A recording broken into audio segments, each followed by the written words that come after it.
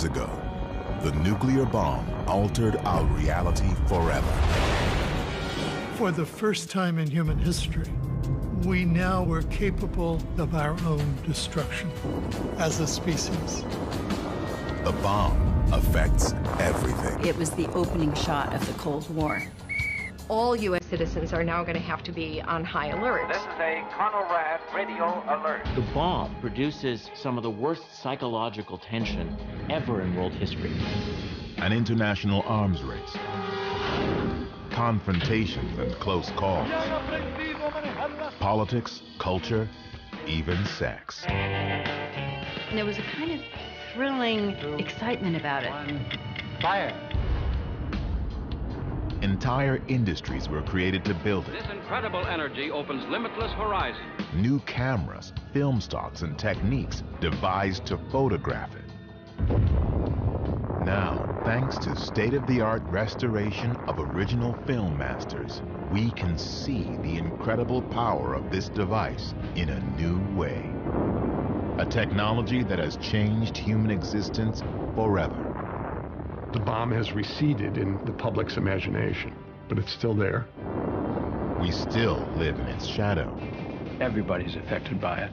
There's no place to hide. It is an environmental issue, it's a political issue, it's a moral issue. It is the most important issue that we face. The bomb.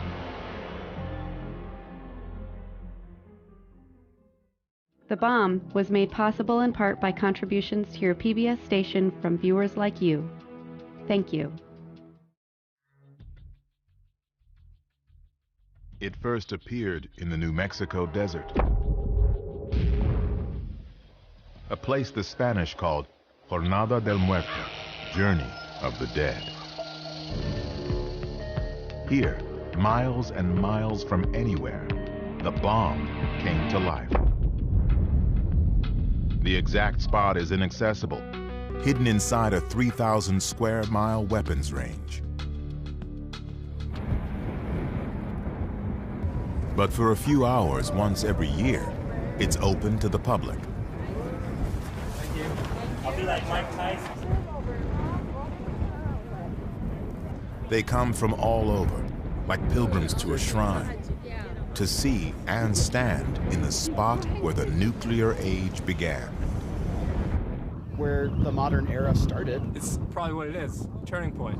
The ground zero, where it actually happened. Well, it's world history too. It changed everything. The bomb that was tested here 70 years ago turned night into day and set the world on a new and dangerous path. It was a beginning that would lead to over 1,000 nuclear explosions through 5 decades. Test after test in desert landscapes, on tiny islands.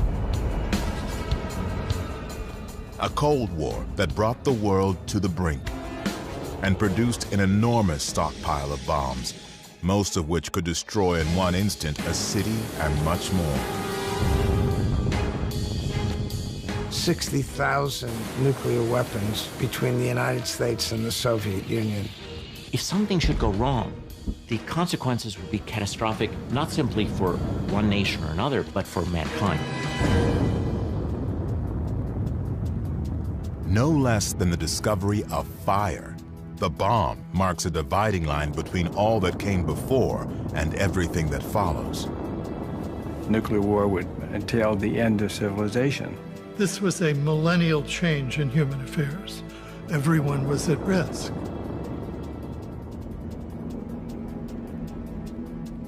The force that first appeared on this spot, a power greater than we can imagine. Where did it come from? How did it all start?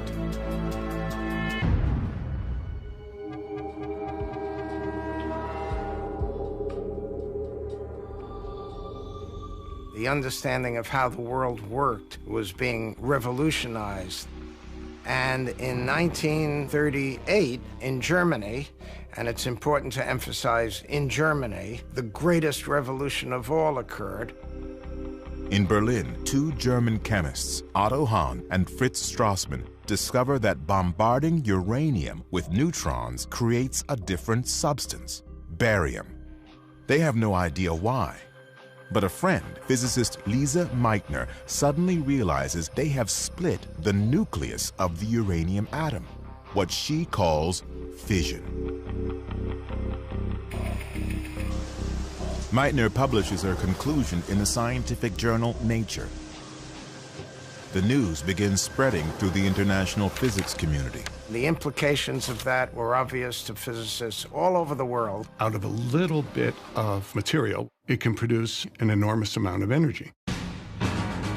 The timing could not be worse. Nazi Germany is on the rise. Adolf Hitler is about to start World War II.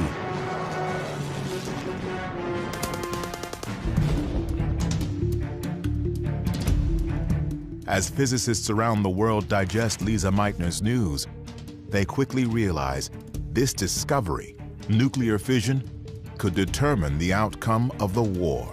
Uranium can be fissioned when hit with a neutron, producing a tremendous amount of energy. A lot of energy. Per Einstein's equation, E equals mc squared.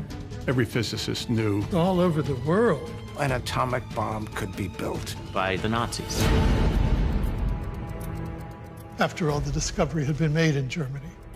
Germany had very good physicists. Maybe Hitler's building the bomb. The threat of Germany getting a bomb first is so unthinkable. Hey, we're in a race with the Germans, perhaps. But so far, the race is only in the scientists' minds.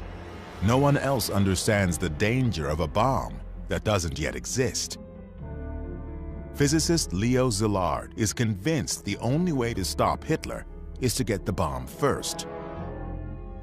Szilard dictates a letter, a warning about the threat of a Nazi atomic bomb.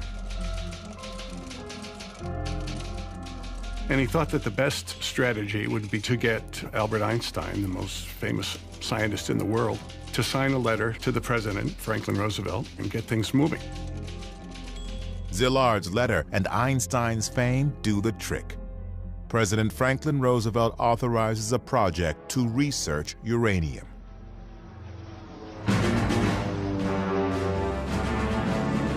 Two years later, the Japanese attack Pearl Harbor.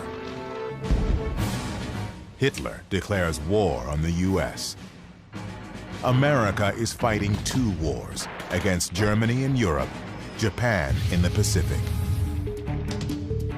Suddenly, Roosevelt's uranium research project is critically important.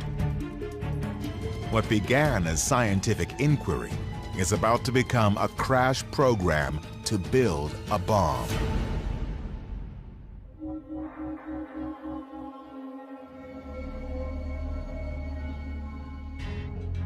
The bomb had its roots in many places, all of them managed by the U.S. Army Corps of Engineers. In this building, on Broadway in New York City, the engineers set up an office. On the 18th floor, the largest government scientific project in history begins to take shape. To keep its real purpose secret, the project is named after the engineered district where it's located, Manhattan.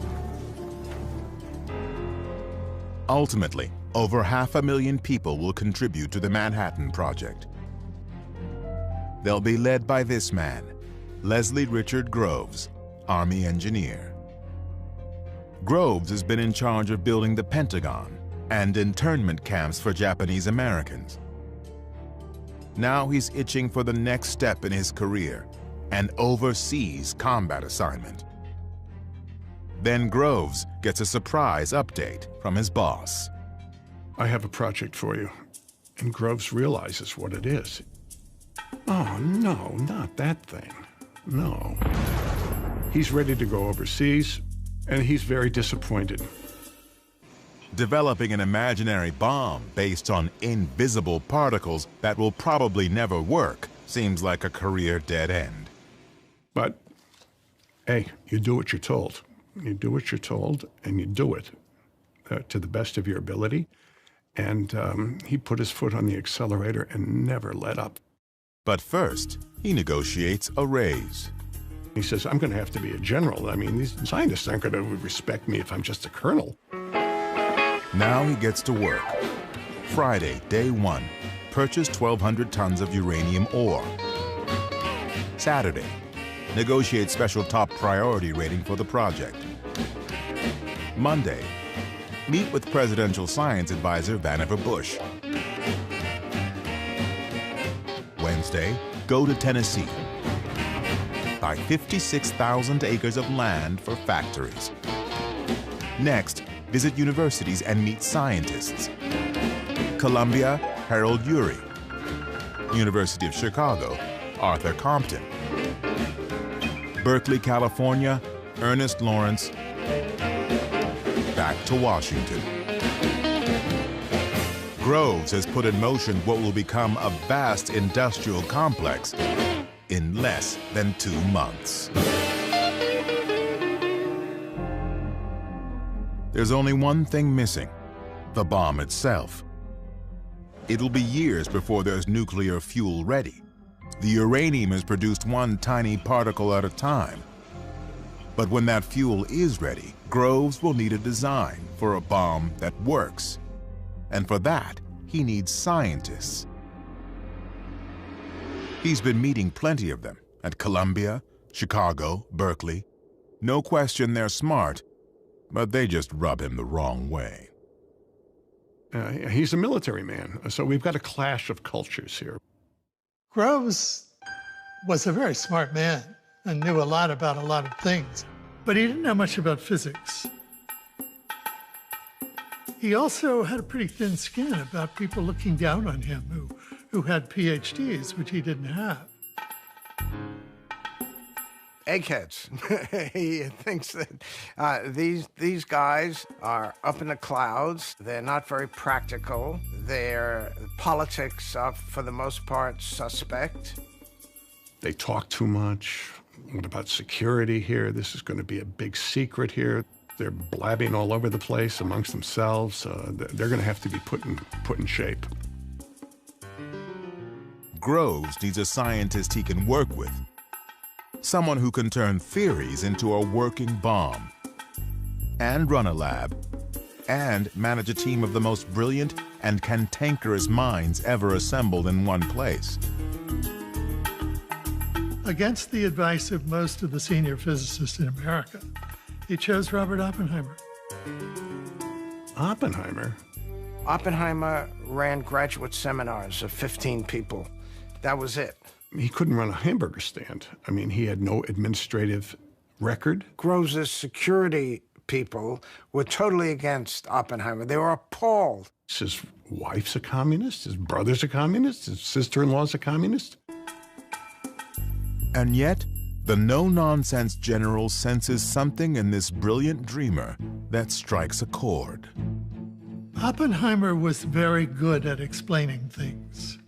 And Oppenheimer explained things so beautifully and so respectfully to General Groves that Groves just was dazzled and decided, this is my man. It was a brilliant decision and insightful. Oppenheimer understood better than any of the others what needed to be done. And Oppenheimer saw in Groves something absolutely essential, which was Groves' ability to get Oppenheimer anything he wanted. Any person, any resources, anything. General Leslie Groves and Dr. Robert Oppenheimer, complete opposites, yet each in his own way a virtuoso, together are made for this moment. The two of them were bound together, and both saw in each other what I call the route to immortality.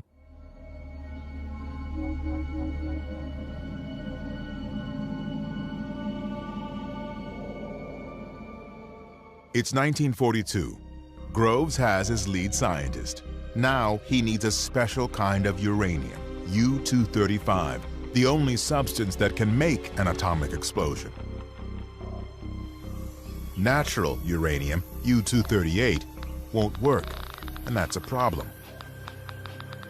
The uranium that you dig out of the ground has only about 0.7% U-235. So we then had to figure out a way to separate U-235 from U-238. You can't do it chemically because it's all uranium.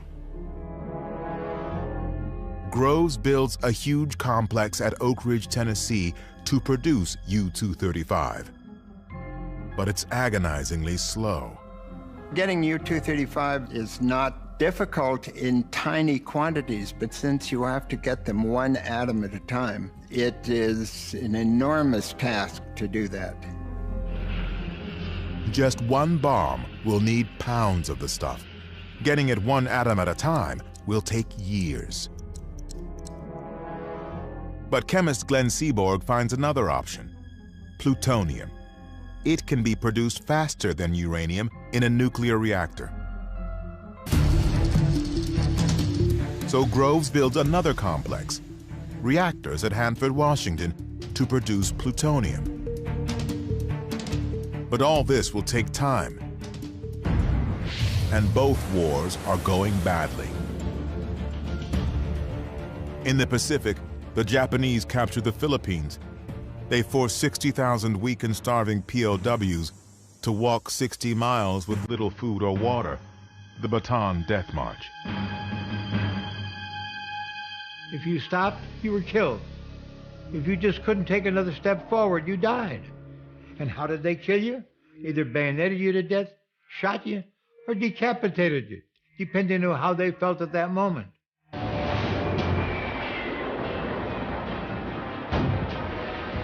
The war with Germany is just as bad. German U-boats are creating havoc in the Atlantic. Hitler's armies occupy Europe, North Africa, and are hammering the Soviet Union. And no one knows how close the Nazis are to an atomic bomb. Groves is, of course, consumed by this question of what the Germans are up to. The Nazis are already committing unspeakable atrocities. If Adolf Hitler gets the bomb, he will be unstoppable.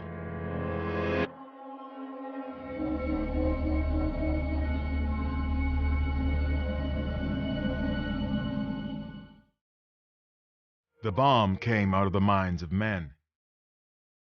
To create it, they would need isolation, freedom from distraction, and utmost secrecy.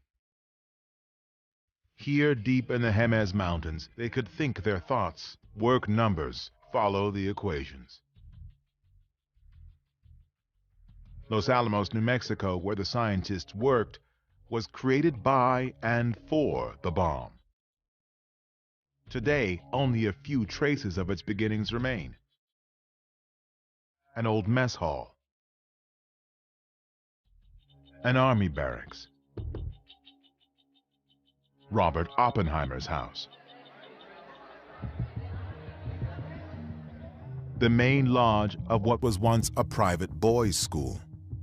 In 1942, Oppenheimer tells Groves this is the perfect place for a secret laboratory. Up on a mesa in the middle of a national forest with only one telephone line to the outside world. It's isolated. We'll keep these scientists away from what they're used to, and we can keep our eye on them. So they close the school, boom, and we can get going right away. Now, Oppenheimer must convince some of the best science talent in America to move to the middle of nowhere and live behind barbed wire for the indefinite future. They needed a good salesman to encourage these people to come to Los Alamos, and Oppenheimer was very good at that. Eventually, thousands will be recruited to work on the bomb. Hal Bell was an aeronautical engineer. Lily Hornig and her husband Don were scientists. For all of them, joining the project began with a mysterious, cryptic conversation. Here's this major sitting behind a desk, and he said, I have a very neat job for you, but we only take volunteers. I said, well, tell me about it. He said, I can't. Don was asked, how would you like another job? Don said, well, you have to tell me a little more, and he said, well, I can't. Tell me where I'd be. He says, I can't. which direction in the country, north, south, west. No, I can't tell you any of that. Just tell me what I'd be doing. He said, I can't. I said, you think I'm going to volunteer? You're out of your cotton-picking mind. And I'm not going to risk my future on something I know absolutely nothing about. That's ridiculous. So he said, Hornig, you know those posters in the post office that Uncle Sam is pointing his finger at you? Don thought that was very corny. But we got the message. So the next day, I was on my way to Oak Ridge, Tennessee.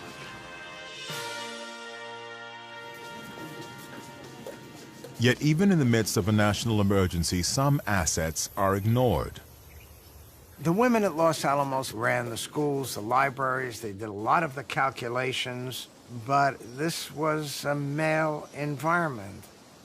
Some women do work as typists and machine operators, but of more than 400 scientists at Los Alamos, less than 10 are women. Lily Hornig is one. They said, how fast do you type? And I said, I don't type. And they said, what makes you think you can have a job? I said, I'm a chemist with a master's degree and a year of work experience. And eventually they turned up a job in the chemistry division. So they took some women, but they made it very clear that we were not top drawer. The first lesson everyone learns is secrecy. Officially, Los Alamos doesn't exist. It's called Site Y, or the Hill. The bomb is referred to only as the gadget. You only need to know enough to do your job and no more. And don't be inquisitive about anything more. Everything was hush-hush, go where you're told, and there was no preliminary information given to me. They knew exactly who I was and why I was there. And that was better than I knew. I knew very little about the project. I just picked up rumors about their building balloons up there, submarines. You did not talk about bombs, atoms, uranium. You just didn't say that. My wife didn't know what we were doing. Oak Ridge, Tennessee, where uranium is produced, has been created nearly overnight. This was a town that 1 year before had just been a farm and suddenly was a large city with 70,000 people, houses, streets. Los Alamos, New Mexico is far more remote and much less developed. One of the scientists here, Hugh Bradner, has a movie camera. The Bradner home movies offer a rare glimpse of life at Los Alamos. The films are remarkable because they exist at all. A look inside the most secret facility in the world, hidden deep in the remote West. Many of these people had come from, urban academic places, and here they were living a rather primitive life. The living conditions were rough Western. You could turn on the water tap and worms were as likely as water to come out. There was mud during the rainy season. On the other hand, there were parties, and Oppenheimer was a great lab leader, and the punch was spiked with 100% lab alcohol. So it became exciting. Their average age is 25, and they know their work may be the only thing that can prevent a Nazi atomic bomb. I came to this country at the age of 12 from Hitler, Germany, and my motivation was very much tied to that. All of them were told that they could shorten the war through their efforts, and that was enough to know at the time. By spring 1944, they have a design. It resembles a gun. 2 chunks of nuclear fuel will be slammed together, creating a critical mass and a nuclear explosion. It's simple, but there's not enough fuel to test it. Uranium production is so slow it will take years to make enough for just 1 bomb. Since plutonium can be produced faster, it is the key to making multiple bombs. the success of the entire project depends on making plutonium work. But when physicist Emilio Segre gets the first tiny sample of plutonium from Hanford, he makes a devastating discovery. A plutonium gun bomb will melt, not explode. The gun-type plutonium bomb will not work. It was a disaster. There was just enough uranium for one gun bomb. If you couldn't use plutonium, there would only be one bomb. Maybe this whole $350 million is going to go for naught because plutonium won't work. Oppenheimer really considered resigning from Los Alamos at that point. It's a dead end. Los Alamos scraps the plutonium gun design and starts over. After years of work, they can only count on one uranium bomb. It's summer 1944. The Allies have invaded France, but the outcome is still in doubt. Nazi scientists are introducing frightening new weapons. The world's first jet fighter, a cruise missile, and a supersonic rocket. They could be close to an atomic bomb. We knew they were working on it, but we didn't know how far along they were. The war could be lost if Germany got it first. In Los Alamos, they've got a new approach, a possible way to use plutonium: implosion. Usually an explosion is outward. This time they're going to push a ball of plutonium and compress it. Taking a ball of plutonium and using explosives to compress it might be impossible, but it's their only hope. That was the greatest problem at Los Alamos, how to make plutonium work. They reorganize the laboratory, and there's a crash program for implosion. Chemist George Kistiakowsky from Harvard is brought in to work the problem.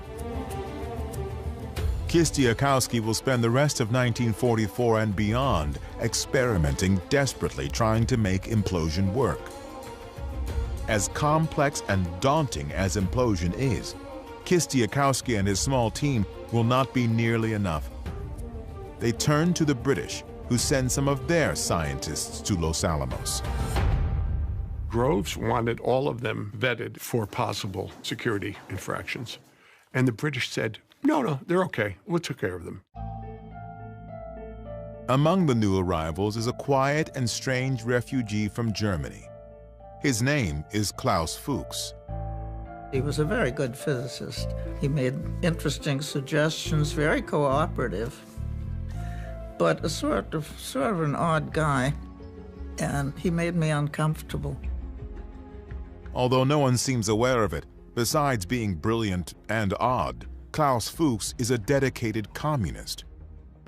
In a few short years, his presence at Los Alamos will come to haunt Groves and Oppenheimer.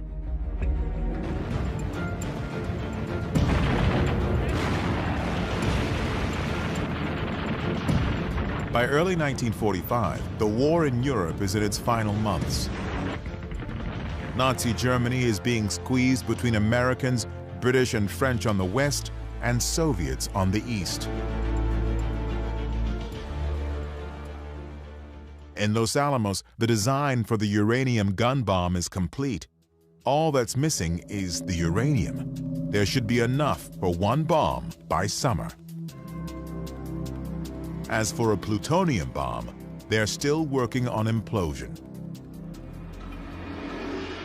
Then, in April, tragedy. When he heard that his chief was dead, his simple humanity expressed itself in these words to Mrs. Roosevelt: "What can I do to help?" Now, ultimate authority over the bomb falls to Harry Truman. My duties and responsibilities are clear. I have assumed them. But there is one enormous responsibility that's not at all clear. Incredibly, Truman has never even heard of the bomb. He's got this responsibility that he really didn't know about because Franklin Roosevelt didn't tell him. He had been the vice president for 82 days. He had met once with Roosevelt, essentially for a picture. Oh, by the way, here, you're in charge of a project that could end human civilization. Thank you very much. In May, Germany surrenders. The war in Europe is over. Hitler and the fear of a Nazi atomic bomb, the very things that gave birth to the whole project, are gone.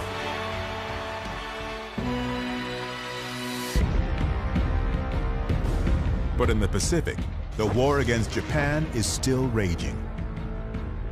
The job wasn't done. I was a boy of 7 that spring of 1945, and I remember vividly, there were still young men being killed every day. The race may have been inspired by fear of Germany, but Japan is now the only enemy and thus target for the bomb.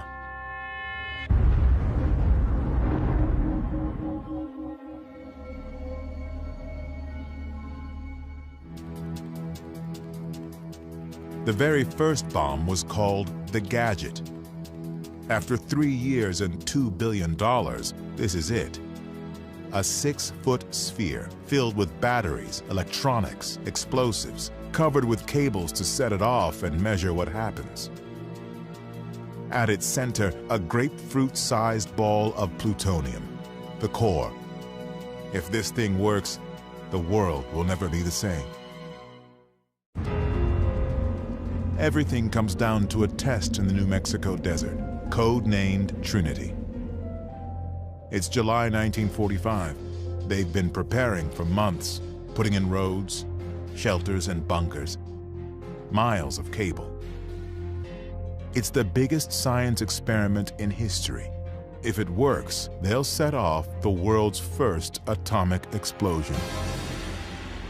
No one has any idea what that will be like. They need to measure, record, photograph everything. Radiation levels, shock waves, temperatures, all unknown, all must be documented.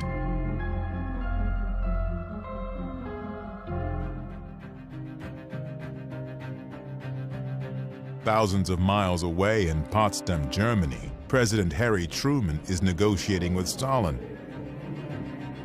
Does he have an atomic card in his hand? It all depends on the Trinity test. Back in New Mexico, George Kistiakowsky has discovered a problem. It looked as if the bomb might be a dud. Since they had poured the explosive and it was hot when it was poured, there was the possibility there would be bubbles in there. So Kistiakowsky decided he had to fill those bubbles with liquid explosive. Now Kistiakowsky must drill holes in the explosive and carefully fill each bubble. The outcome of the test depends on his fix, and there's no way to know if it will work. There was a test on July 14th, a full-up explosive test, that went really bad, which then made him worry even a little bit more. They are out of time. All they can do is press on and hope. They'll hoist the bomb to the top of a 100-foot steel tower. They pile mattresses under it, just in case. Thousands of people, years of work, are on the line. The last crucial piece, the grapefruit-sized plutonium core, a $350 million box, is delivered by car from Los Alamos. In Potsdam, Truman waits. The test is scheduled for tonight. It begins to rain. We're going to have to postpone this thing. So there's great nervousness. Most everybody really had a knot in their gut about all the electronic connections and there's a zillion things could go wrong. The weather looks bad, but Groves refuses to give in. And Groves becomes his own weatherman here and decides, we're going to have this test at 5:30. It looks as though it might clear just enough to get the test in. Dawn was just beginning to break. We heard the countdown. 10 seconds. It's July 16, 1945. 3 years, hundreds of thousands of people, the futures of Groves and Oppenheimer. Their careers involved. There's $2 billion spent. Unproven science, a president waiting, a chance to end the worst war in history. Will it work?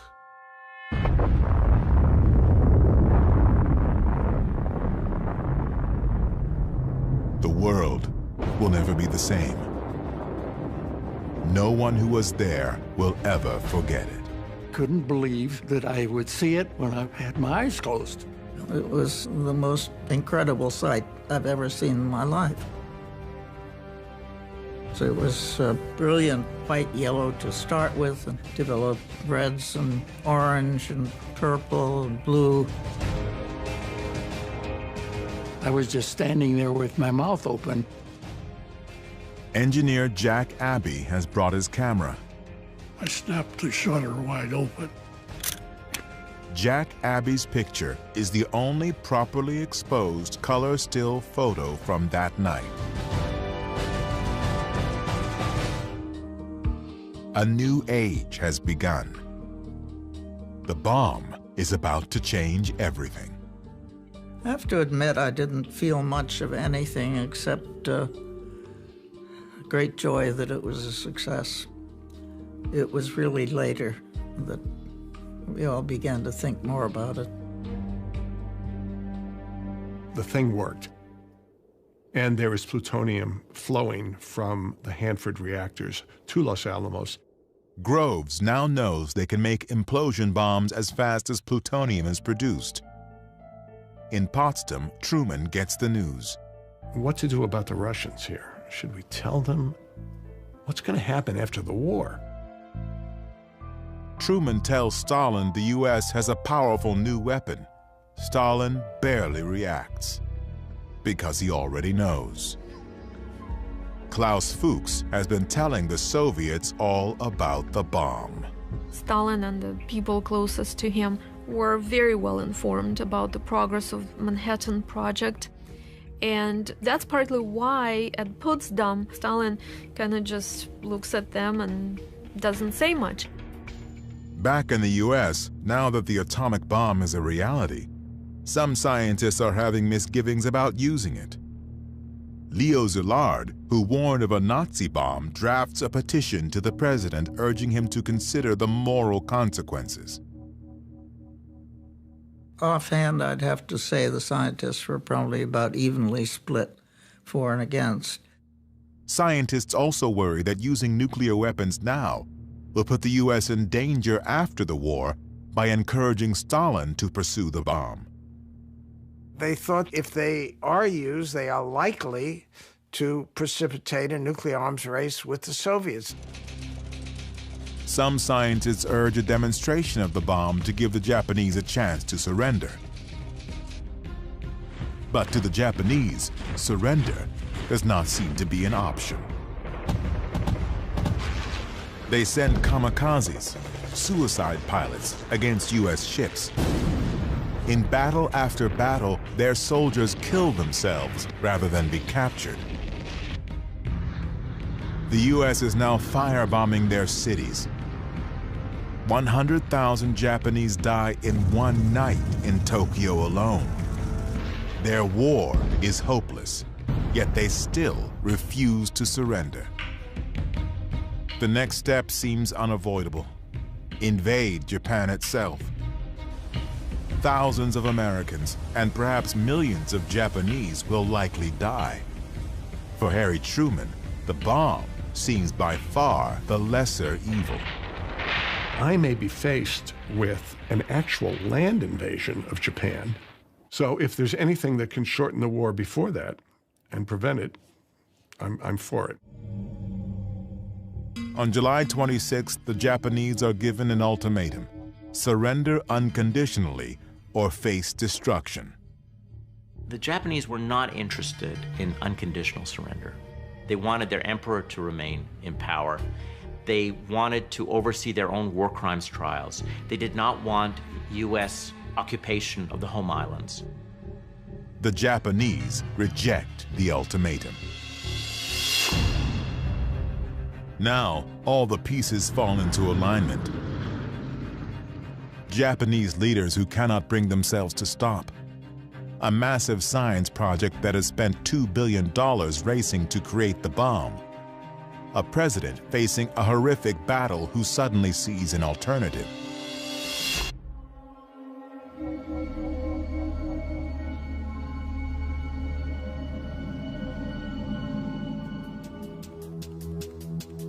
What happens next, dropping 2 atomic bombs on Japan in August 1945, will become one of the most controversial decisions in American history. 70 years later, remarkably, evidence suggests the president never actually gave this order. Now that it's ready, it may be harder to stop the bomb than to let it go.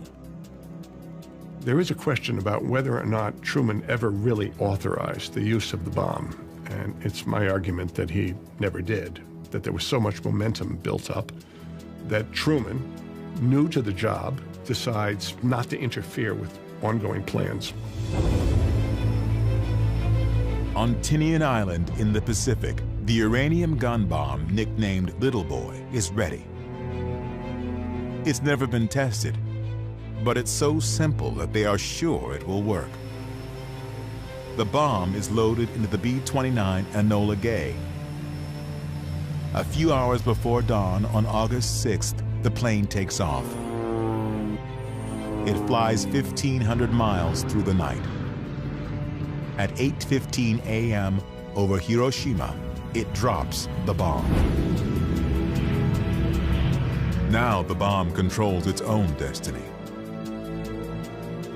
When it's 1,900 feet from the ground, it explodes. A fireball a quarter-mile across reaches 10,000 degrees. Anything close to the center is vaporized.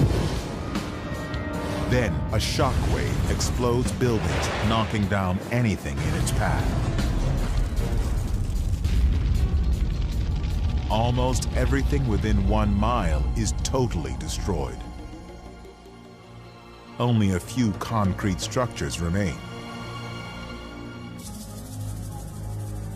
Where something or someone absorbed the heat, a shadow is left behind.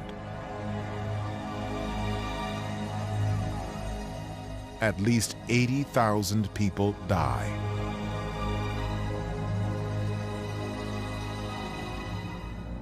Other bombings have killed more people. What's new about Hiroshima is how easy it was.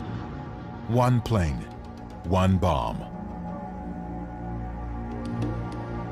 And still, even after this, the Japanese will not surrender. The shock of the first bomb didn't quite do it, actually. They couldn't even at first accept that Hiroshima had been bombed. The Japanese have their own plan to end the war. Behind the scenes, they have been secretly talking to the Soviets, hoping the Russians will broker a deal with the US, a conditional surrender. But 2 days later, the Soviet Union declares war on Japan. Now, the brokered conditional deal the Japanese hoped for is dead. But there's still no sign of surrender. The level of resistance in the Japanese government was very, very difficult to understand. It was so great. On Tinian, crews are preparing the next bomb, nicknamed Fat Man, as President Truman addresses the nation. If they do not now accept our terms, they may expect a rain of ruin from the air, the like of which has never been seen on this earth. On August 9th, a B-29 carrying the Fat Man bomb takes off. The target is Kokura. But Kokura is obscured by clouds, so the plane heads for the backup target. Because it happens to be cloudy, thousands of fortunate people are spared. Others will die in their place. The second city hit by an atomic bomb will not be Kokura, but Nagasaki.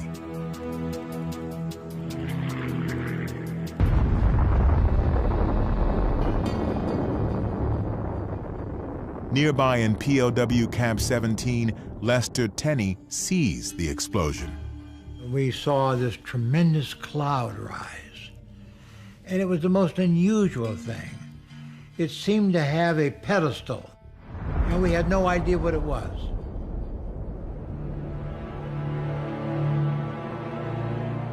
Up to 70,000 people are dead. Even now, after the Soviet invasion and 2 bombs, Japanese leaders still cannot agree about surrender. The Russians invade them, they still do not surrender. The second bomb was dropped, and then the emperor decided to surrender. Even then, the Japanese army did not want to. Nothing speaks well for the Japanese. Nothing. The emperor and his advisors were callously uninterested in the lives of their citizens that were being lost. They just did not care about how their people were suffering. While the Japanese leaders try to make up their minds, Groves is planning more atomic attacks. The orders for the bomb are to keep using them as made ready, that very important phrase. So the bomb after Nagasaki if necessary, and a bomb after that if necessary, and a bomb after that if necessary. They will drop atomic bombs as fast as they are built, 3 or 4 a month. And finally, Truman said, enough. No more until the president authorizes them. Finally, the day after Nagasaki, Japan agrees to surrender on one condition. They keep their emperor. I have received this afternoon the unconditional surrender of Japan. Truman agrees, though he calls it unconditional. No qualification. That was Japan's hope, was to surrender conditionally, to have some say in how it would happen. In POW Camp 17, the prisoners sense something's up, but they don't know what. Lester Tenney tries a daring experiment. Speak to a guard without bowing. Now, if you saw a Japanese guard 2 blocks away, you better stop, turn to him and bow, or you're beaten. And so I went outside and saw the Japanese guard right out there. And I just walked up to him, and in my best Japanese, I just said, "Konnichiwa, Tomodachi." And I never did stop and bowed. And he stood at attention.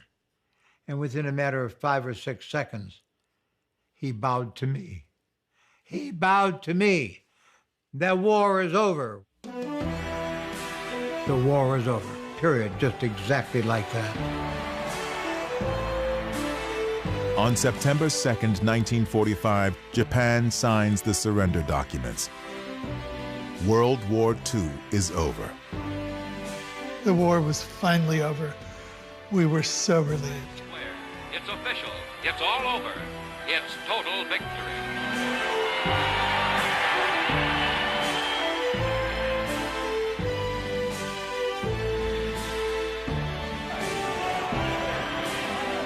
It's time to celebrate not only the end of the war, but the remarkable new bomb that helped win it. After years of secrecy, overnight, the gadget is big news. And all of a sudden, it's not only out, but here it is in the newspaper in front of me. I bought 6 papers of the different kinds, but it was a shock. It's a whole new era, the atomic age, with its own Genesis story. Secret cities, massive factories, the genius and the general are suddenly part of the culture. And the press went wild. The atomic age loomed upon the threshold of history. Suddenly the cat is out of the bag. Well, what did you think of that bomb we dropped on the Japs? It was new. An American invention. Thousands of able young scientists were called into service. Los Alamos Laboratory. A secret laboratory in New Mexico whose work Work, work, and more work. Here it is, General Groves. Plutonium. Plutonium. Uranium. Releasing unimaginable force. The basic power of the universe. And at the center of all of this, Robert Oppenheimer, Father of the atomic bomb. one of the most famous people in all of America. Trump's Einstein. The triumph of the bomb, winning the war with science, seems the perfect American success story. Good thing it was dropped, ended the war, saved American lives, end of story.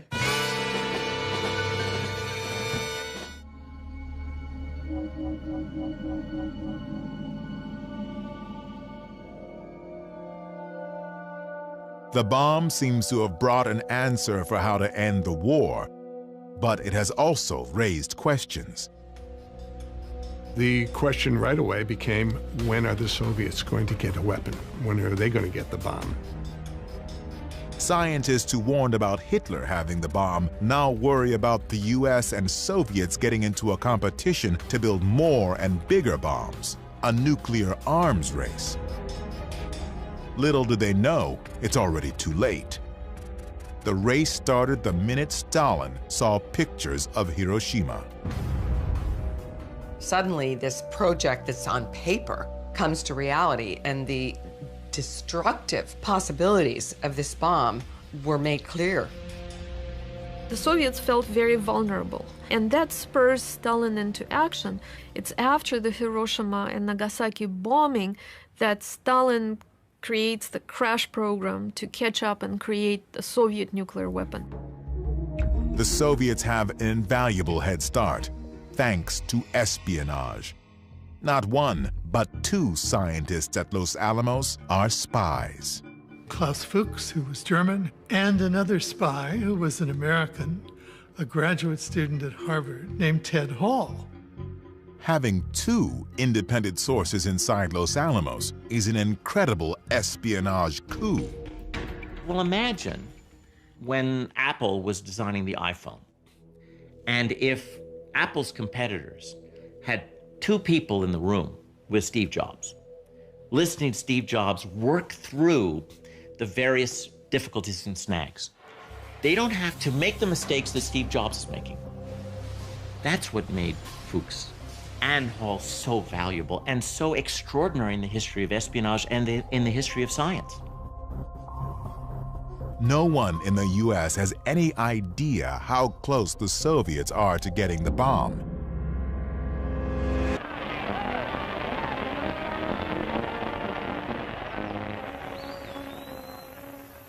With the war over, Americans are getting back to normal, enjoying peace. But the atomic bomb is a question mark hanging over the future. The Manhattan Project is still in place. What to do about the bomb, how many we have, how many to build. At the secret laboratory in New Mexico, the scientists are anxious to go home to their universities. You had a group of young professors who had good jobs to go back to in academia, and you had young students who had not yet completed their studies. You got to remember, they're living here in little wooden shacks with coal stoves, eating bad food on mud streets. So as soon as the war ended, everybody left. The town dropped from 4,000 people to like 1,000 people in just a matter of weeks. Robert Oppenheimer, whose vision created Los Alamos, is one who leaves. The lab he built now seems destined to fade away.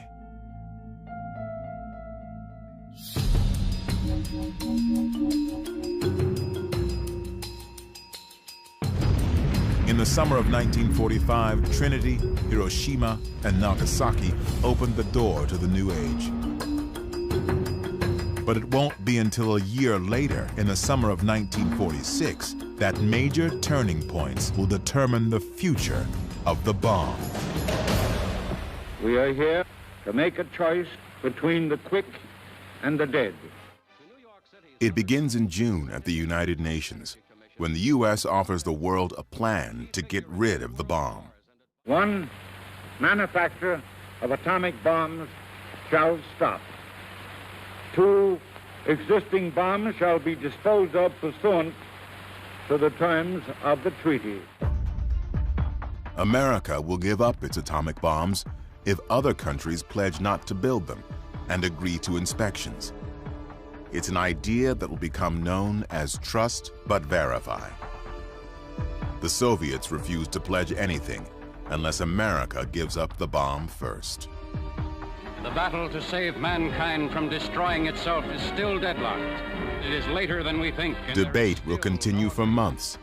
It's late June 1946, and the nuclear arms race will soon explode. Time now is measured in seconds. 5, 4, 3, 2, 1, fire! Just a few weeks later, a huge fleet of warships is sent to the bottom of the Pacific Ocean by the atomic bomb. Today, they still lie where they sank, Bikini Lagoon. Here, in July 1946, the public would be invited to witness an atomic explosion for the first time. The U.S. military would discover how vulnerable it was to its own bomb, and the future of Los Alamos Laboratory would be guaranteed. All the result of an event appropriately named Crossroads. Crossroads is the brainchild of this man.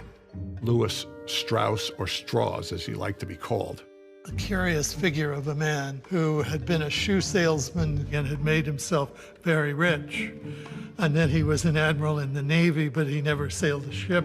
Extremely politically ambitious. Strauss is worried about the Navy. How will the new atomic bomb affect its future? Historically, what did we have in the country? We had an army and a navy. What does the bomb mean for each of them? It's the thing to have. It's a winning weapon. Everybody wants it. But only the Air Force has it. And in 1946, the Air Force is still part of the Army.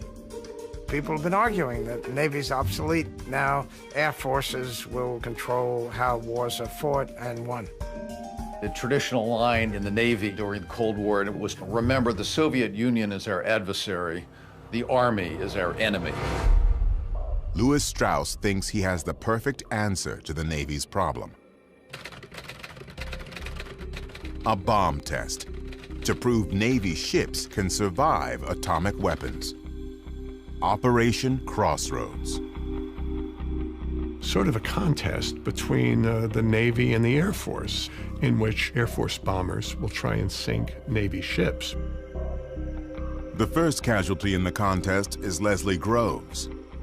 The Navy, not Groves, will be in charge of Crossroads. They'll do the test in the middle of the Pacific Ocean at the tiny island of Bikini. The Navy evicts the residents and assembles a target fleet. Over 90 captured German, Japanese, and surplus U.S. warships will be bombed. There'll be 3 explosions, Able, Baker, and Charlie. 1 in the air, 2 underwater. Crossroads is a huge operation. $100 million, 42,000 men, 240 ships, not counting the targets, instruments, cameras, and more cameras. Film, miles and miles of it. Animals, so doctors can study what the bomb does to living creatures. And reporters from all over the world. It was a show. It was a spectacle. At last, all was ready for Able Day, tentatively set July 1st, 1946, the show begins. Dave's dream is roaring down the runway, engines singing. For the first test, Able, they'll drop the bomb from a plane. Bomb bay doors are open. The plane approaches. The bomb is dropped.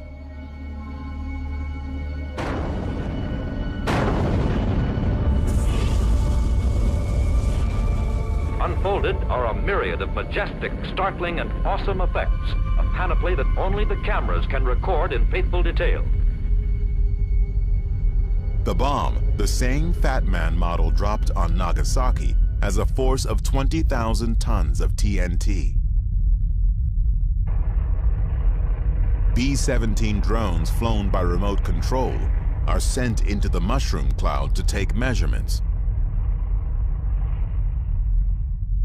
It's the first nuclear explosion to be witnessed by the public. But the public is 18 miles away, and after all the buildup, a bit disappointed as to the size of the flash. You didn't see ships flying through the air, and the first reaction was, the atomic bomb, not such a big deal.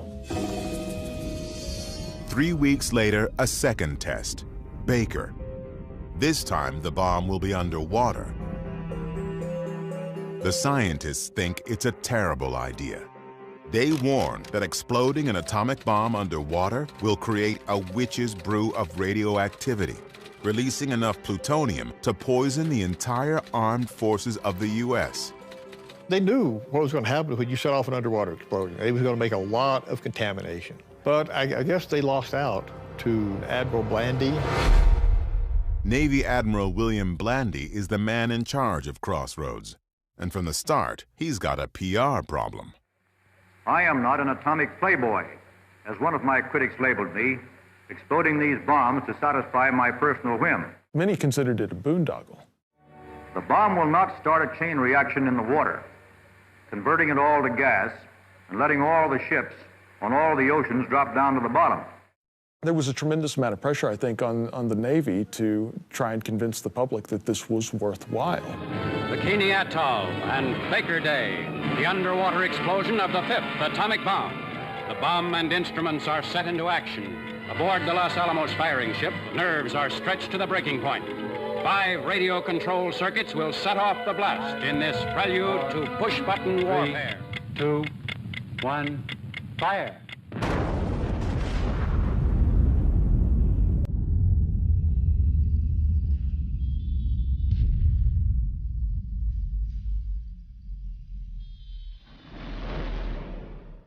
An underwater shock wave is clearly visible. In the first 1 second, 2 million tons of seawater are lifted into the air. As the water rises, it creates a column nearly a half-mile wide.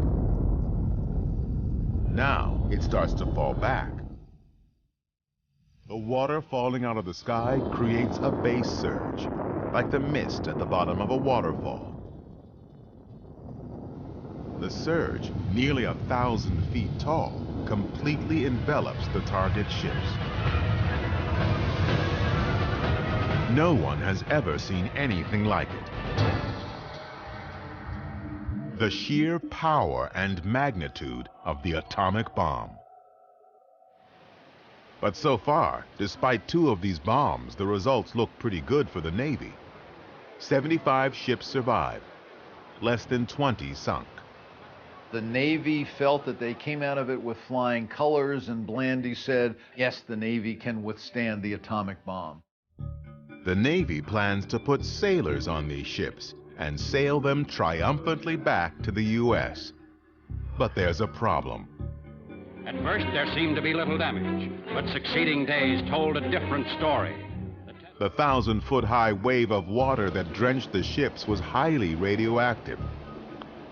The ships are now contaminated. Geiger counters rattle wildly. The area is loaded with death-dealing gamma, neutron, and other lethal rays. And there is no complete protection against this terrifying invisible killer. At first, the Navy simply doesn't believe it. You can't smell radiation, you can't feel it, and these Navy guys were just going to get back on their ships and survive the bomb. Now they have no idea what to do. The ignorance was rampant. There was no real plan for decontamination. They try hosing down the ships with seawater. Trouble is, the seawater itself is now highly radioactive.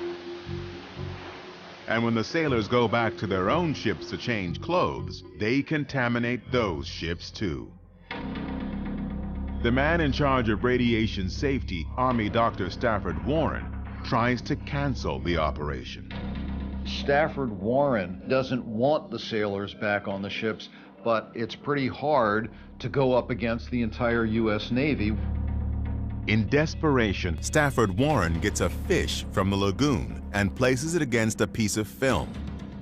The fish is so radioactive, it exposes the film all by itself. The glow was produced by the exposure of the film to radiation. Finally, Admiral Blandy and the Navy are convinced. Crossroads is halted. It's been called the world's first nuclear disaster. Only 9 ships are ever successfully decontaminated.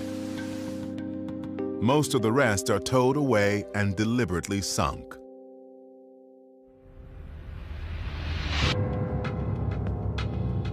The Air Force will remain the primary keeper of the bomb for now. But Crossroads turns out to be a good thing for Los Alamos. I don't think the laboratory would have stayed in business very long had we not had a customer. But the Navy came in and gave us a job. It gave us some work to do and kept the laboratory going through some very uncertain times. After July 1946, Los Alamos Lab will grow, building and testing more and more bombs over the coming decades.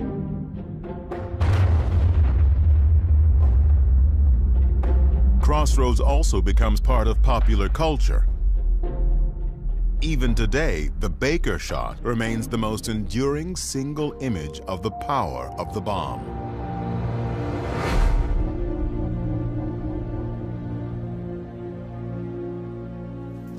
Just a few weeks after the second Crossroads shot, an unexpected event will give Americans another, much darker look at the bomb. And for the first time, a major public debate about using it will begin. On August 31st, the latest issue of the New Yorker magazine appears. On its cover, a whimsical portrait of Central Park on a summer day. Inside, a very different portrait of another city on a summer day. The entire issue is one single article, an essay by John Hersey about the experience of the people in Hiroshima, told through the eyes of 6 survivors. One's a Catholic priest, one's a tailor's widow, a couple of them are doctors, kinds of people that Americans can relate to. The special issue sells out in hours. Hiroshima by John Hersey. This astounding report, written for the New Yorker magazine, has deeply affected thousands of Americans. Radio networks in England, Canada, Australia, and the U.S. preempt regular programming and do live readings by actors. This chronicle of suffering and destruction is not presented in defense of an enemy. It is broadcast as a warning that what happened to the people of Hiroshima a year ago could next happen anywhere. Chapter 1, A Noiseless Flash. At exactly 15 minutes past 8 in the morning. No one had ever seen the consequences of a nuclear bomb. And the knowledge of what this meant doesn't really soak in until afterwards. Now, in August 46, a year after Hiroshima, one essay is giving the world a whole new perspective on the bomb. It has enormous consequences. It begins to make people rethink their attitudes towards nuclear weapons. But nuclear weapons are becoming the key to U.S. security. Harry Truman and his advisors begin to think atomic weaponry can be the basis of diplomacy.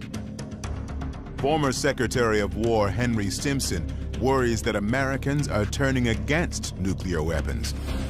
So he writes a response to the New Yorker piece to justify using the bomb. It says there were 2 choices, use the bomb or invade Japan. And it is a false framework. There were alternatives to both the bomb and an invasion. Would Japan have surrendered without our using the bomb? There's no way of answering it one way or the other. We cannot relive history. If Truman had not used the bomb, why didn't he? My son was killed because you didn't use the bomb? An American airplane. The debate continues to this day. All that is certain is that life in the atomic age is turning out to be more complicated than it seemed when the bomb first appeared.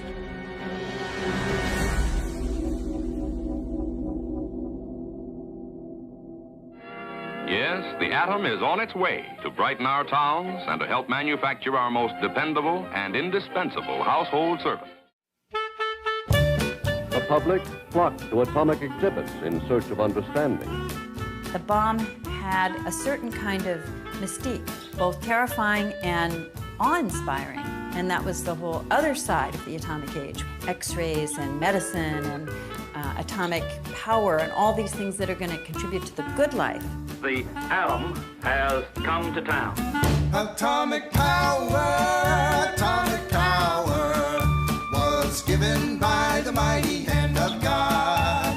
Atomic power, atomic power. Do you suppose that our appliances would run as well on atomic energy? Mighty hand of God.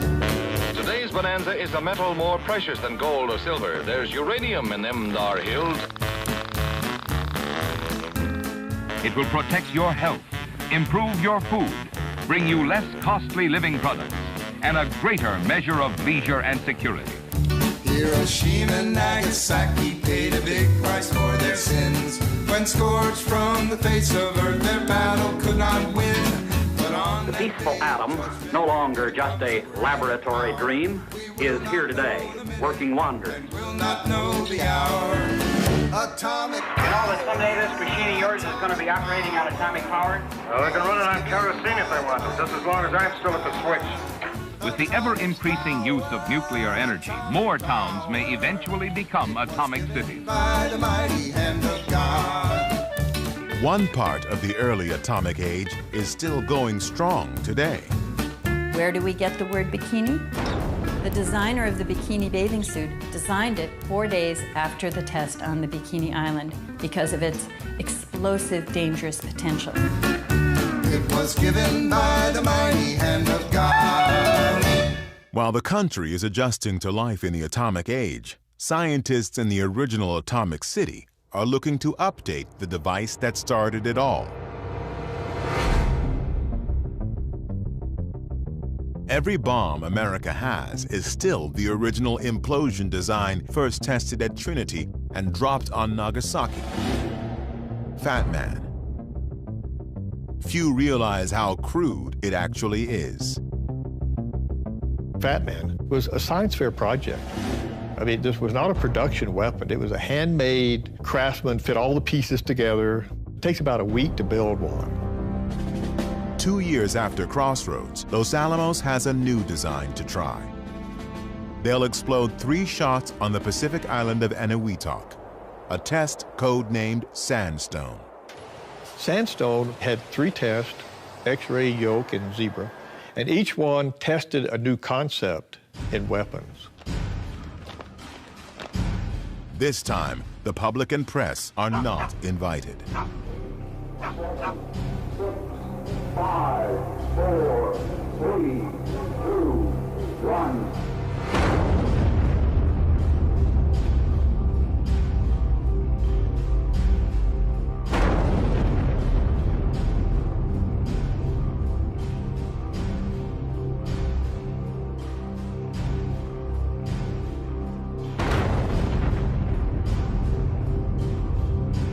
Sandstone is the end of an era.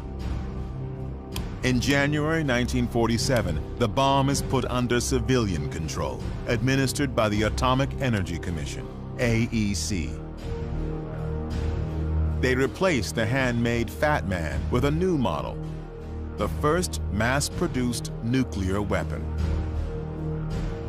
And they open a new lab to build the bombs Los Alamos designs.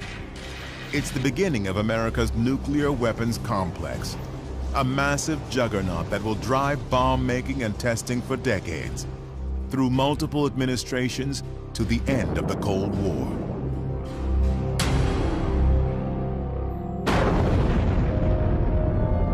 The year after Sandstone, another test. But this one isn't at Bikini, Eniwetok, or New Mexico. It's in Kazakhstan.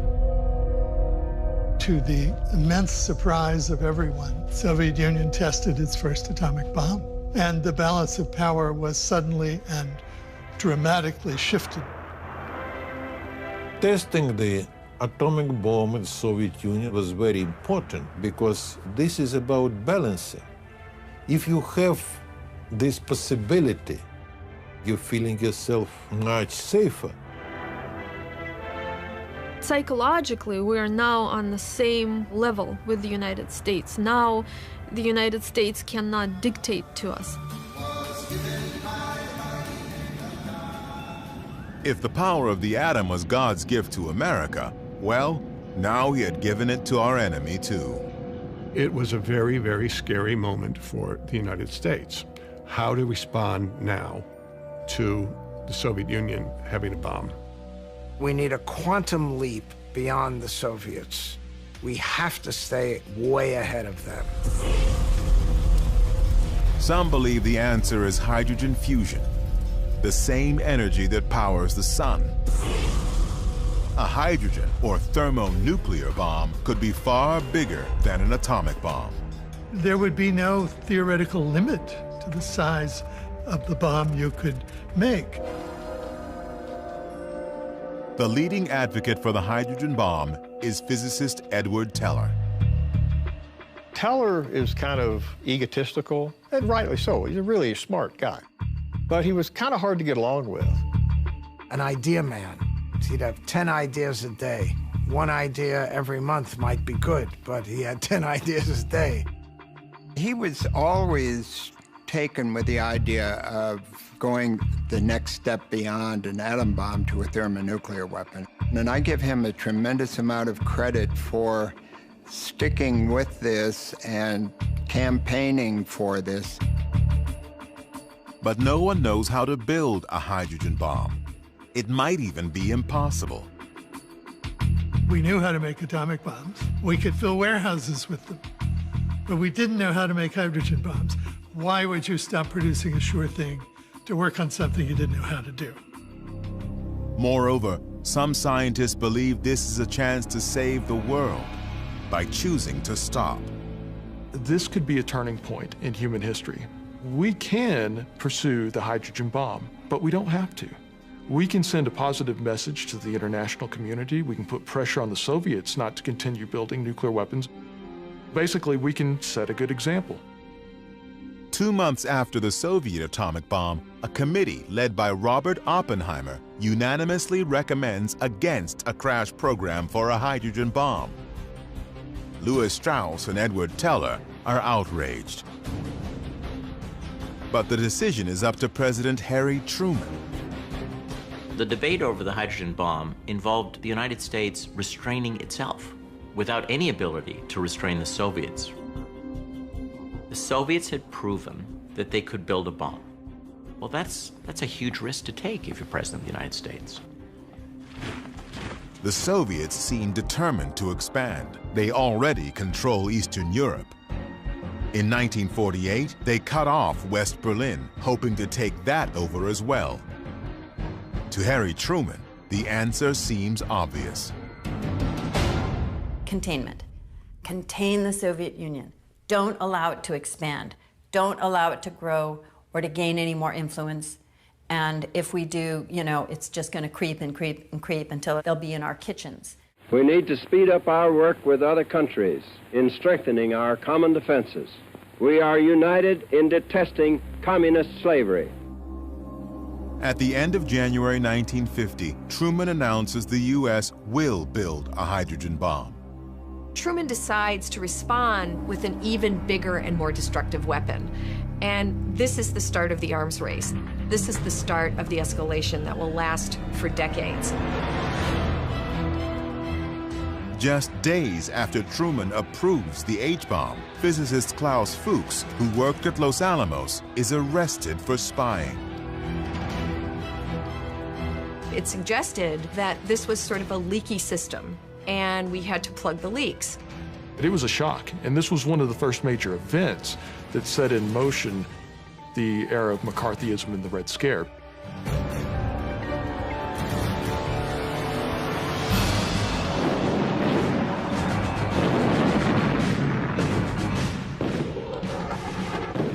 Five months later, communist North Korea, backed by the Soviet Union, invades South Korea, which is backed by the U.S. Spearheaded by tanks, in 2 days they were attacking the capital city itself. The Cold War wasn't even cold. It was a hot war from pretty much the beginning. There were proxy wars between the US and the Soviet Union that were fought elsewhere. When the Korean War goes badly, the US begins preparing to use atomic bombs and quickly discovers a problem. Korea is a very mountainous country, and there was concern that the bombs would not have much effect, that if we used the bombs, it might diminish their threat in the eyes of the Soviet Union, so they were never used in Korea.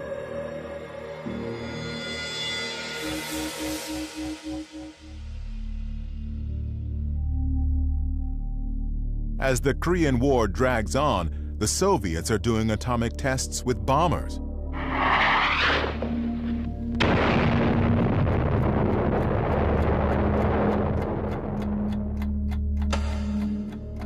Some atomic scientists have created a symbol to show how close the world stands to nuclear catastrophe, the doomsday clock. At first, they set it at 7 minutes to midnight. Now, with a nuclear arms race accelerating, it's reset to 3 minutes to midnight. 3 minutes to global disaster.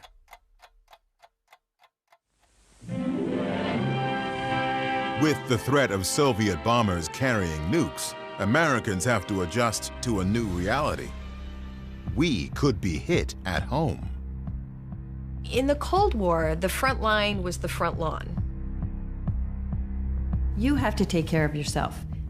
So how do you do that? Duck and cover.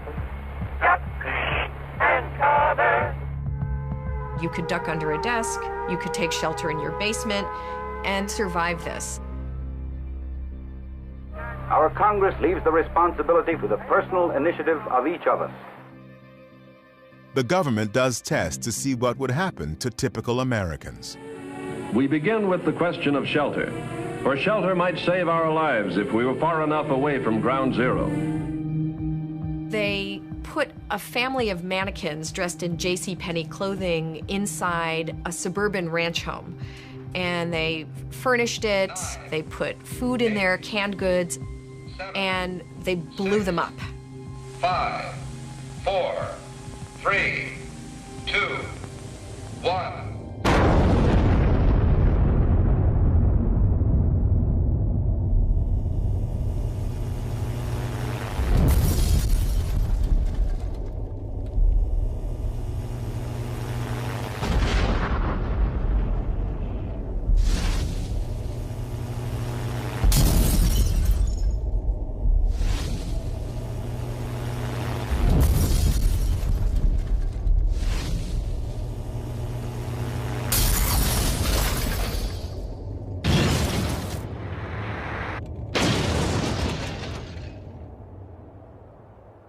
In fact, the mannequins are blown into various states of dismemberment. But civil defense administrators, the lesson they took from this is that if you took the proper precautions, you could move through this. But only if you do the right things.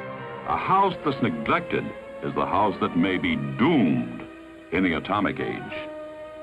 A series of civil defense tests were made to discover the effects of atomic heat on American homes. The house on the right, an eyesore.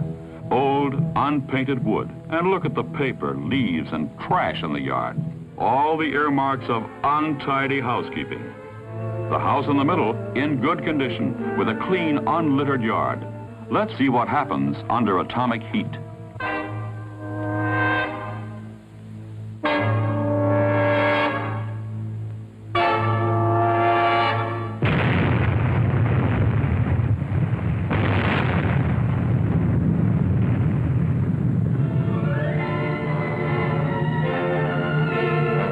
On the right is the first to ignite. The trash serves as kindling for the dry, weathered wood. The lack of fire-safe housekeeping has doomed this house to destruction. The house in the middle, cleaned up, painted up, and fixed up, exposed to the same searing atomic heat wave, did not catch fire. The point was, if you clean up your yard and you don't have debris and things like that, you too can survive a nuclear blast. It is your choice. The reward may be survival. And it's your responsibility, not the government. The government can't do it for you. You have to take care of yourself. And if you don't, if you're hurt, that is your fault. And just cleaning up may not be enough. You may have to do some remodeling.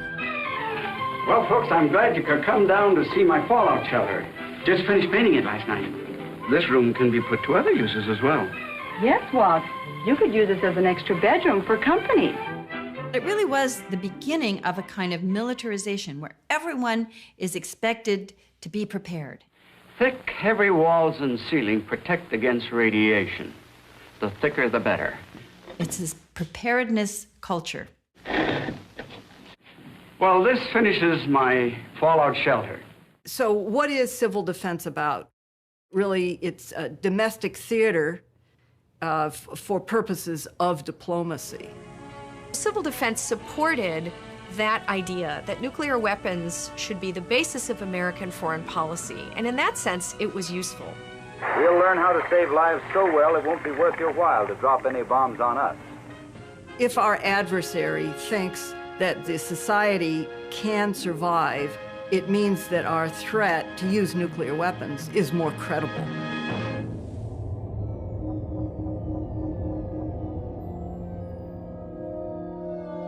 Even as the government is trying to convince the public that nuclear war is survivable, in the Pacific, scientists are ready to test the first prototype of what Edward Teller calls the super, a hydrogen bomb. The test is secret, but documented in a now declassified government film. If everything goes according to plan, we'll soon see the largest explosion ever set off on the face of the Earth.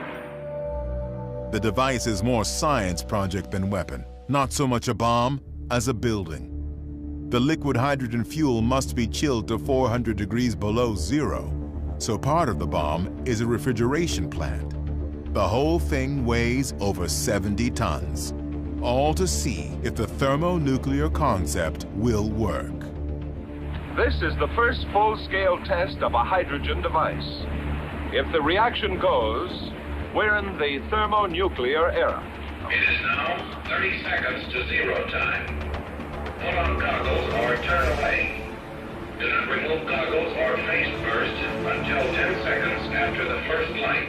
3, 2, 1, T-0.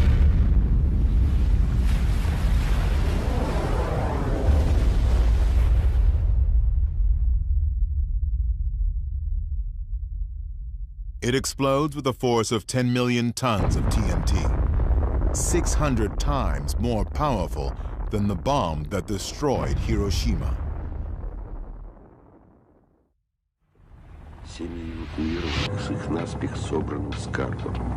Just 9 months later, the Soviets explode their first hydrogen bomb.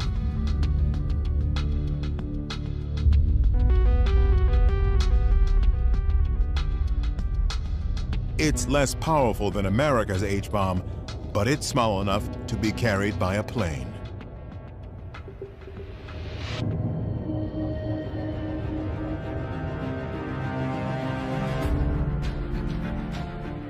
The Soviet Union has solidified control in Eastern Europe, acquired the atomic bomb, supported a war in Korea, and now has a deliverable hydrogen bomb. The U.S. is in the midst of a Red Scare, a quest to root out anyone who can be blamed for communist success. In this climate of fear and recrimination, Robert Oppenheimer is about to become a target, the victim of Louis Strauss.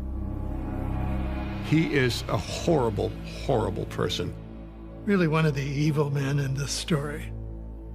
He's already looking for a way to attack Oppenheimer and humiliate him. Strauss has never forgiven Oppenheimer for opposing a crash program to develop a hydrogen bomb. When President Eisenhower makes Strauss chairman of the Atomic Energy Commission, he sees his chance for revenge. The first thing he did when he took office was to begin a process that would lead to having Oppenheimer's security clearance lifted. The AEC has a hearing. Strauss picks the judges and the prosecutor. He gives them secret files on Oppenheimer dating back to the 30s, and he enlists the FBI. The FBI is tapping Oppenheimer's phone and his attorney's phone and feeding this information to the prosecutor. It is totally a kangaroo court. They went back over his life step by step, mistake by mistake. People come to his defense, people attack him. The women in his life. All of this communist past. And Oppenheimer got smaller and smaller and smaller, sitting in this hard chair in the middle of the security hearing. The moment of truth comes when Edward Teller is asked, "Do you believe Oppenheimer is a security risk?"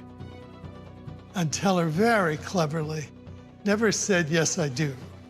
What he said was, "I would feel more secure if Oppenheimer were no longer asked to advise the government." And with that, he drove in the final nail.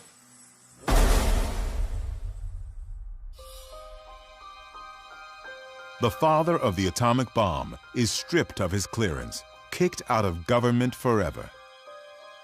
You know, it was witch hunt time. I thought that was disgusting, frankly.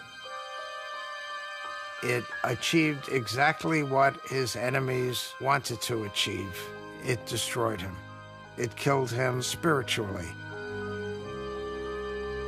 But Teller pays a price. The hatred to Edward was so thick you could cut it with a knife. The people who dealt most closely with Edward, I think at Los Alamos at least, disliked him for the rest of his life.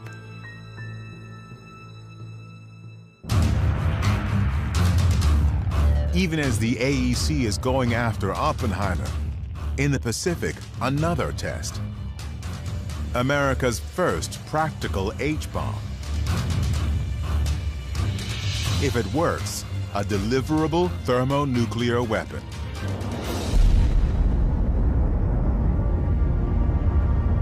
On March 1st, 1954, it becomes apparent that the bomb does indeed work. Only too well. Because of design errors, it's twice as powerful as predicted. 15 megatons, equal to 15 million tons of TNT. Approximately 1,000 times as powerful as Little Boy. This is a massive, massive weapon. The mushroom cloud rises over 15 miles, spreading radioactivity through the atmosphere. Fallout contaminates inhabited islands, and a Japanese fishing boat, ironically named Lucky Dragon. One of the Japanese fishermen dies. Over 200 islanders get sick. The test was secret, but the fallout makes it an international incident. It brought worldwide attention to the fact of atmospheric testing. Now, should we be testing in the atmosphere? When all that happens is this radiation's going to get in the wind currents and expose everybody to radiation. The incredible power of the H-bomb reveals the futility of civil defense. The concern before the hydrogen bomb was, could we take shelter? What the hydrogen bomb tests reveal is that that is inadequate. There may be no safety except run. It was estimated over 4 million would have died in New York City.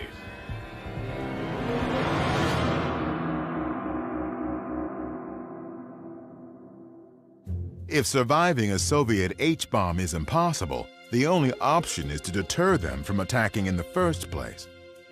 To do that, President Eisenhower creates a new policy. Any Soviet aggression will be met with massive nuclear retaliation delivered by the Strategic Air Command, SAC. The Air Force maintains part of its bomber fleet airborne at all times, prepared to proceed to specific targets. SAC is led by Curtis LeMay. LeMay realizes that the bomb has forever changed war. He saw very early that wars would last for days or even hours, and everything had to happen right up front. LeMay plans a massive first strike on the Soviet Union, what he calls a Sunday punch. Ready to go at a moment's notice, his crews drill constantly.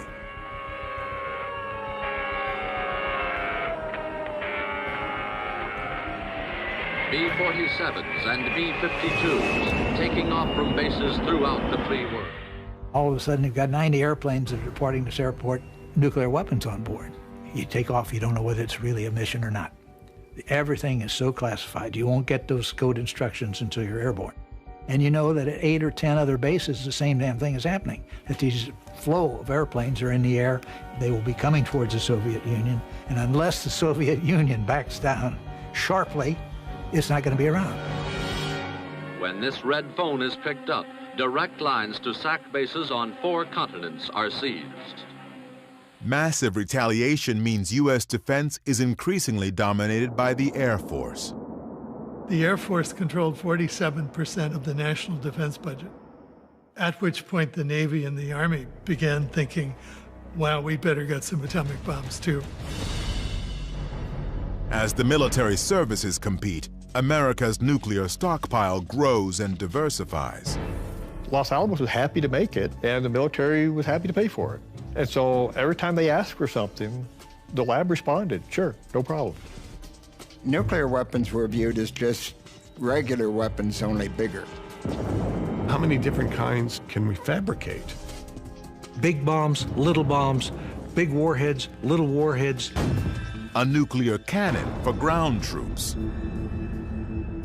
Even a one-man backpack nuke, a way to stop thousands of Soviet tanks from invading Germany. One nuclear round will be detonated here, 26 minutes prior to the attack. Blocking avenues of approach by barriers of flooding and cratering and landsliding, attacking autobahns or highways or railroads or bridges. Atomic demolition munitions. Eventually, the drive to make a nuclear version of anything and everything gets a little out of hand. There was a nuclear bazooka, which I think probably is a contender for being the most ridiculous. It detonated perfectly, releasing its lethal radiation. Some of the physicists said we could actually develop a nuclear hand grenade. The only problem was finding somebody dumb enough to throw it. So the American stockpile blossoms. By 1947, we had a stockpile of 13. By 1953, we had over 1,100. By the late 60s, we had over 31,000 nuclear weapons and 36 different types. I kind of wonder exactly, did you really need all this?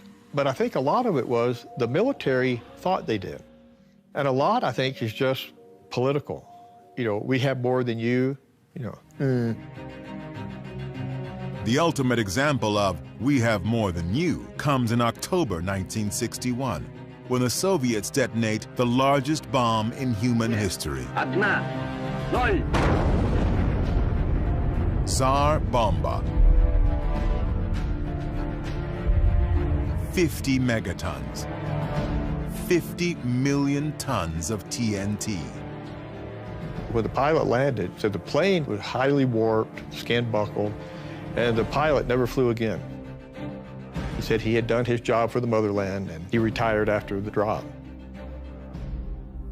But it's good for nothing, except symbolism. A bomb this big is not really of any utility. You don't kill a lot more people with a gigantic bomb like that than you can with a couple little bombs. You had two superpowers, and you had to suppress the other superpower from making a first strike. And the only way you could do that was to be so strong that if they did strike you first, they would be wiped out. Mutual assured destruction. MAD. And looking back, I think it was. On the other hand, by both sides being so strong that they knew they could destroy each other, it kept the peace. Until it almost didn't. In October 1962, Soviet leader Nikita Khrushchev sees a chance to make a bold stroke in America's backyard. Khrushchev decides to put missiles in Cuba in order to change the balance of power. Even today, new details about Khrushchev's power play are still coming to light. We still don't know the full story, but it was not just the missiles. The Soviets were planning to create a massive military base in Cuba, the most powerful Soviet military base in the world. He was thinking of a remapping of the Cold War relationship. Dramatic, unprecedented. But to make it work, Khrushchev had to do it secretly. Because if the United States knew that missiles were going to Cuba, we would stop them. It almost works. But before the Soviets can complete the installation, a U.S. spy plane discovers the plan. The showdown begins with a speech. It was about 9 o'clock in the evening that they announced the speech of the president to the nation. Good evening, my fellow citizens. This government has maintained the closest surveillance of the Soviet military buildup on the island of Cuba. And my father told me, I think they discovered missiles. A series of offensive missile sites is now in preparation on that imprisoned island. The Soviets were very worried. They were kind of expecting Kennedy to announce not just a blockade, but maybe an invasion of Cuba. And then it will be strong possibility of the real nuclear war. And it will be end of the world. It shall be the policy of this nation to regard any nuclear missile launched from Cuba against any nation in the Western Hemisphere as an attack by the Soviet Union on the United States, requiring a full retaliatory response upon the Soviet Union. Full retaliatory response on the Soviet Union. And I knew exactly what a full retaliatory response meant and what the consequences of that would be. We would consider bombing you with atomic weapons. To see the President of the United States go on national television, tell the world that could happen, that got people's attention. At United Nations headquarters in New York, the Cuban crisis is the one and only subject of discussion. The issue which confronts the Security Council is grave. As Kennedy considers invading Cuba, he calls former President and General Dwight Eisenhower for advice. General, what's your judgment as to the chances they'll fire these things off if we invade Cuba? I don't believe a bit. You don't think they will? In other words, you would take that risk. Right. Something may make these people shoot them off. I just don't believe this will. Yeah, all right. In any event, of course, I'll say this. I'd want to keep my own people very alert. Yeah. No, hang on tight. Kennedy has no idea that tactical nuclear weapons are already in Cuba.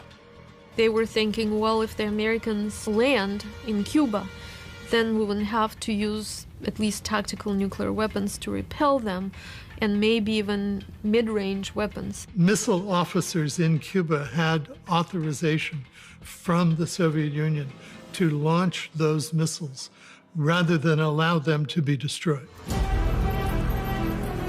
Now imagine if Marines had landed on the beaches of Cuba and had been met by a volley of tactical nuclear weapons.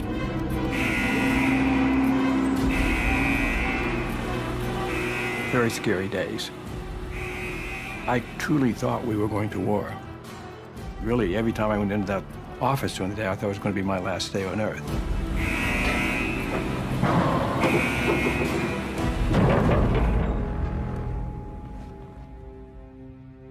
In the end, Kennedy and Khrushchev both stare into the nuclear abyss and step back. Two leaders took control of this crisis They decided, no, we will not start the war, we will try to resolve this diplomatically. There is a great story of nuclear learning here. When they realized what the consequences could be, Khrushchev really changed his position in a radical way, very quickly. Khrushchev withdraws the missiles. In return, Kennedy secretly agrees to remove U.S. missiles along the Soviet border. Cuban Missile Crisis was a much closer call than I think people to this day really realize. Both sides were behaving really recklessly. But once they saw what the real danger looked like, then both of them made concessions and became very reasonable. And you can even say that the Cuban Missile Crisis began the process of arms control. As President of the United States, I now sign the instruments of ratification of this treaty. 9 months after the missile crisis, the US, Soviets, and Britain agree on the first test ban treaty, which bans nuclear tests in the atmosphere, in space, and underwater. And within a year, the first direct hotline is established between Washington and Moscow.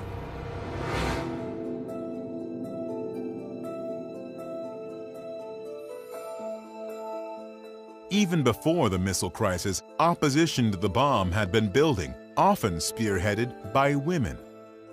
Don't give irradiated milk to my children, you know? You have a bomb test, the winds blow radiation to the fields where the cows eat the grass, and then you get the milk and we serve it to our children. No, we're not going to do this anymore. So many mothers marched against atmospheric nuclear testing that the United States government finally said, all right, we'll put the tests underground.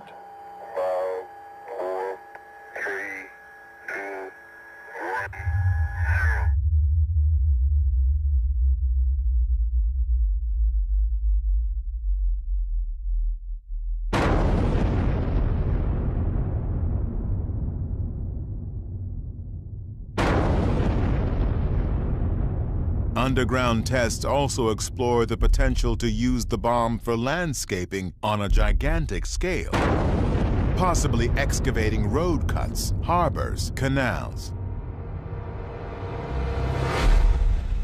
The testing that began in 1945 and continued through 1962 included over 200 nuclear explosions.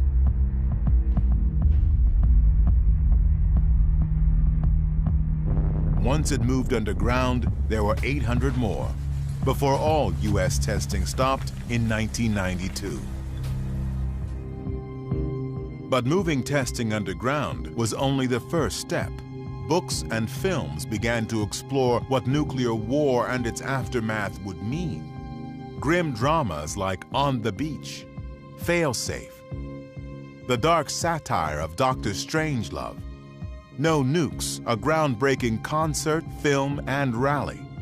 The Day After, a television movie that draws 100 million viewers and becomes a major cultural event.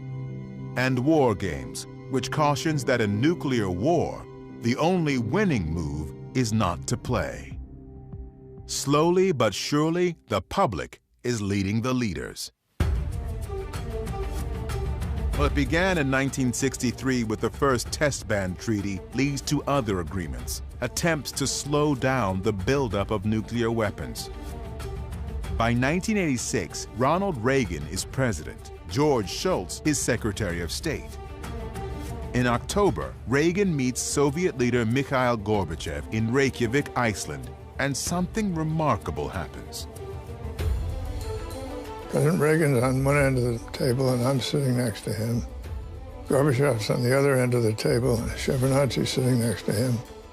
And we talked about eliminating nuclear weapons. He and Gorbachev, in a totally unscripted, totally improvisational way, moved closer to a superpower agreement to denuclearize the world than ever happened before or has happened since. Such a dramatic moment where two presidents of these superpower enemies suddenly find this common platform, common wish. But the common wish to get rid of the bomb ultimately proves impossible. The sticking point is a new U.S. technology called Star Wars, promoted by Edward Teller.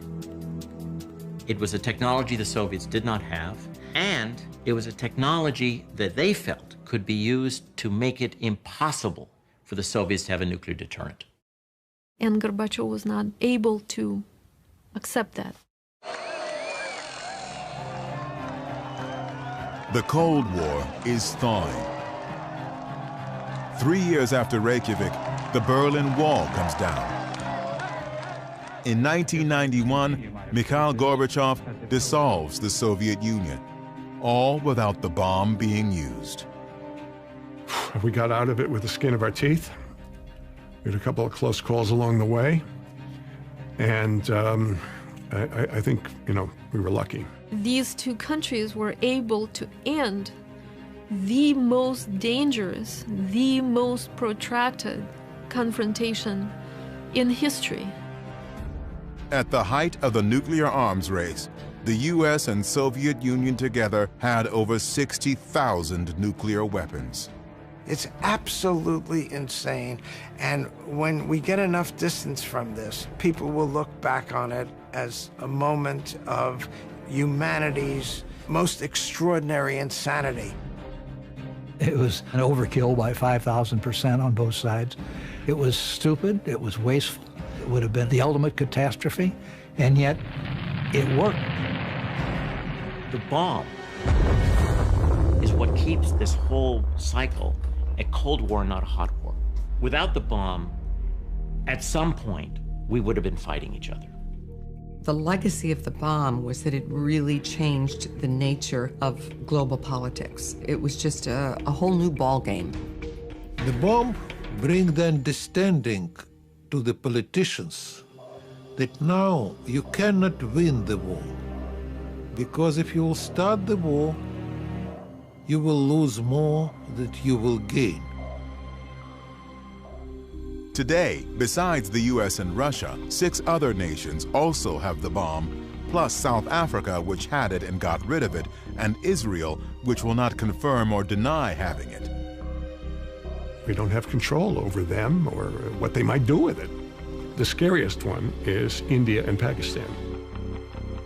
Some experts believe even a limited nuclear war between India and Pakistan would be catastrophic for all of us.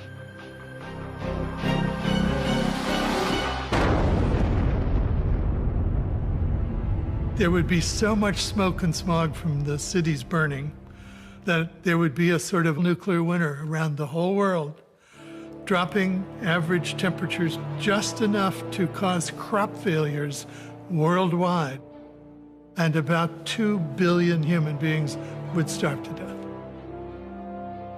People do not understand the danger. They don't understand the likelihood it's going to happen is really high, and they don't understand the magnitude. Over 70 years ago, a few scribbles on a blackboard opened the door to a new reality. Fateful decisions set the world on a path to nuclear weapons. I don't feel any guilt or blame about it. I think my view really is if we hadn't done it, somebody else would have. And it would be with us in any case. There is no going back. The knowledge of how to destroy ourselves is here to stay. It appears that our task is learning how to live with it. I think what should give us hope is that in all the decades since 1945, not one nuclear weapon has been exploded in anger anywhere in the world. We've managed somehow to keep our thumb off the button, and let's hope we continue.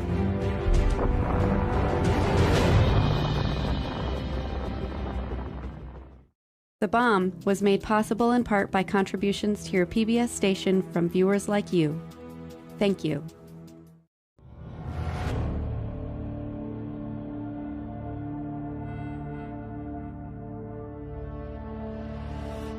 The bomb is available on DVD. To order, visit shoppbs.org or call 1-800-PLAY-PBS.